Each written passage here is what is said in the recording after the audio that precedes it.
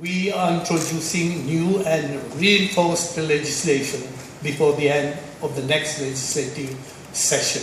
so as to further stimulate a culture of good governance and rightness among all Mauritians. As we pursue this cleanup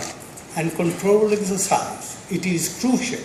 that we sow the right seeds and fuel our economic engine so that we can graduate to higher cruising speed in line with our aspirations and stated objectives.